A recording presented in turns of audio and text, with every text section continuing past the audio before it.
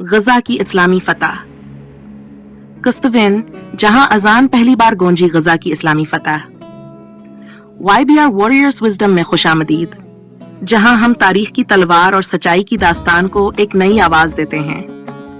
हर कस्त में आपको मिलेगी एक ऐसी कहानी जो सिर्फ माजी नहीं बल्कि हमारे हाल और मुस्तकबिल से भी जड़ी हुई है।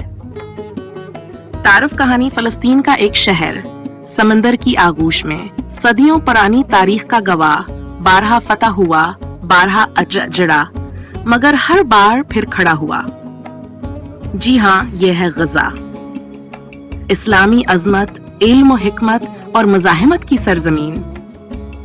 लेकिन ये कहानी कब शुरू हुई? कब यहाँ अजान पहली बार बुलंद हुई? कब यहाँ तौहीद का परचम लहराया? आए, आपको लिए चलते हैं 7वीं सदी की तरफ, उस वक़्त जब इस्लाम बहरे अरब से निकलकर सरजमीन शाम और फिलिस्तीन की तरफ बढ़ रहा था।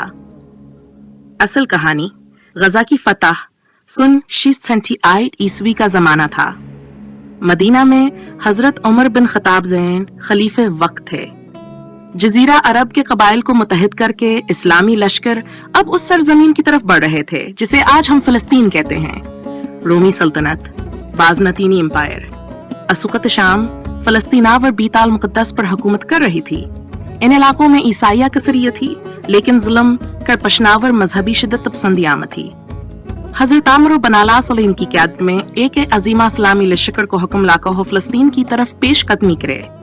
रास्ते में दमश्क, बीताल, लहमावर कई शहर फतह हुए और फिर इस्लामी लश्कर आप हंचागजा के दरवाजे पर। गजा सोकता एक कलाबंद शहर था, समंदर के करीब, तिजारती लिहाज से अहम और रोमियों के लिए एक दफाई मरकज। इस्लामी शिकर ने शहर को घेरे में लिया।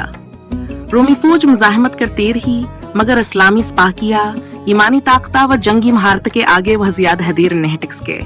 जल्द ही शहर के दरवाजे खुल गए। ये पहला मौका था जब गजा की सरजमीन पर अजान की आवाज गूंजी।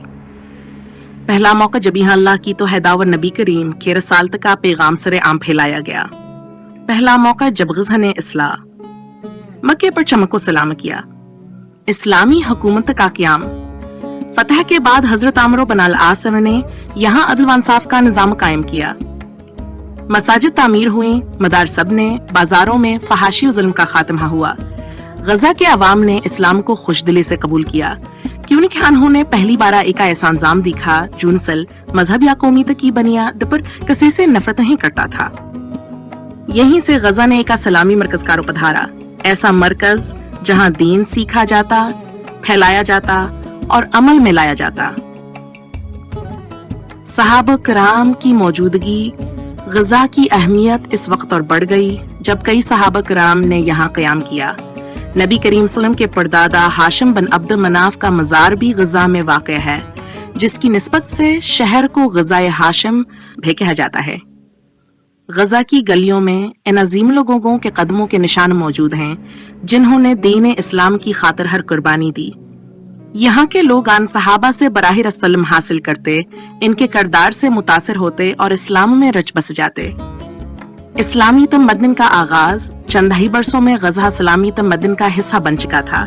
यहाँ कुरान की तालीम आम हो गई, इस्लामी अदालतें कायम हो गईं, तिजारती माहदे इस्लामी असूलों पर होने लगे और लोग अखलाक, अमानतदारी और तकवा की मिसाल बन गए।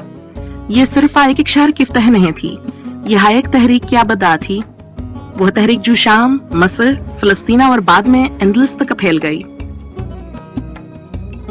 अगली कस्त का इशारा, लेकिन यह तो सिर्फ आगाज था।